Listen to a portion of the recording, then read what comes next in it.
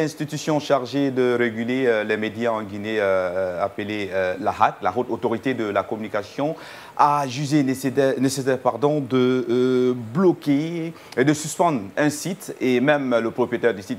Il s'agit bien de M. Latif Diallo. Aujourd'hui, son site est carrément bloqué pour 6 mois.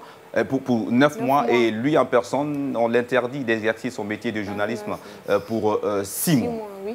Et déjà, pour sa personne, je ne sais pas, mais M. Diallo, ce n'est pas quelqu'un qu'on intimide aussi facilement. Parce que cette histoire n'a pas commencé maintenant là. Avant même que ce courrier-là ne soit publié, il avait déjà eu vraiment beaucoup d'altercations avec la HAC. Et donc, il faut déjà dire qu'il n'est plus au pays, hein, parce qu'aux dernières nouvelles... Ah, il a quitté? Il a quitté le pays, oui. Aux dernières nouvelles, il a quitté le pays. Et ce qui est vraiment déplorable, qu'on l'ait suspendu est une chose, mais de là à le pousser jusqu'à quitter le pays, franchement, c'est pas... Attends, on lui a poussé à quitter le pays ou bien c'est lui-même qui a décidé de quitter le pays? Parce que, voyant déjà la situation de la presse dans ce pays, est-ce qu'il a de l'avenir? Oui, en s'entêtant et rester ici, c'est pas un risque? C'est ce que je suis en train de dire. C'est une manière de pousser quelqu'un à bout. Si toutes ces situations n'étaient pas arrivées, est-ce qu'il avait une fois pensé à quitter le pays vraiment dans de telles circonstances? Et que le site soit suspendu pour 9 mois, Pascal, ça, ce n'est pas nouveau pour nous. On est aujourd'hui à combien de médias brouillés? On est aujourd'hui à combien de sites suspendus?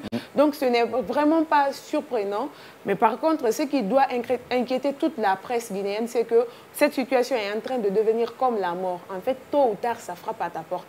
Et si on ne prend pas des dispositions idoines, on va se retrouver peut-être à 0 média en Guinée, ou alors à un seul média en Guinée, à défaut que toute la presse devienne une presse nationale, quoi. Mais en tout cas, dans son article, quelque part, on dit qu'il aurait attaqué justement le gouverneur de la Banque centrale et le ministre des Finances. Des Finances, oui. Mais vous savez, il n'est pas la première personne à le faire. En Guinée, ici, c'est vrai que, d'une part, il y a des journalistes qui vont vraiment fort, mais lui, c'est à travers des investigations qu'il a publiées. C'est de là que cette histoire est venue, parce qu'on le reproche d'accuser de détournement ces deux personnalités-là, le directeur de la... Alors, Sagno, pour toi, ces derniers moments, on ne parle que de détournement, les journalistes qui font des investigations, Sauf que l'investigation, c'est le travail du journaliste. Parce qu'on se rappelle avec ce journaliste français, Thomas, et qui a été d'ailleurs lui aussi expulsé de ce pays. Est-ce que, quelque part, ce gouvernement, à chaque fois on vous parle de détournement aussi, ce n'est pas des milliards, ce sont des milliards. Est-ce qu'on ne craint pas quelque chose ici? Non, il y a moi, de mon point de vue, il n'y a pas grand-chose à craindre. Moi, quand on parle de détournement, des milliards, hein? Quand on parle de on en parle, mais on veut des preuves palpables. On veut des preuves palpables. Et du côté du gouvernement, ce que moi j'aurais bien applaudi serait qu'on poursuive le monsieur, qu'on le traduise devant un tribunal. Il n'a qu'à mettre toutes ses preuves. Est-ce que tu vois, au lieu de menacer l'individu jusqu'au point de le pousser à sortir du pays, comme ça s'est passé avec Thomas.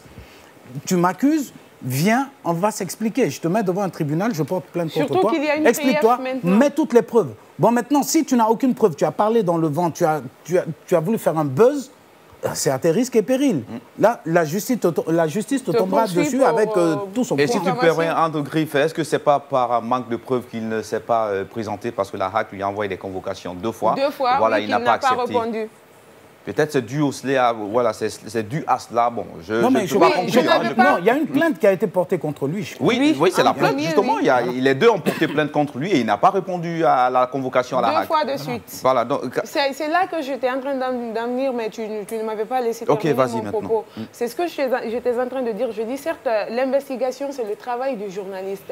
Mais d'une autre part, quand on est en train de se lancer dans un sujet, l'investigation, ça prend beaucoup de temps. Du coup, il faut prendre aussi tout le temps qu'il faut pour avoir tous les éléments nécessaires avant de balancer quelque chose dans un article. Parce que très vite, l'investigation, le métier de journaliste peut tourner à la diffamation lorsqu'on n'a pas tout ce qu'il faut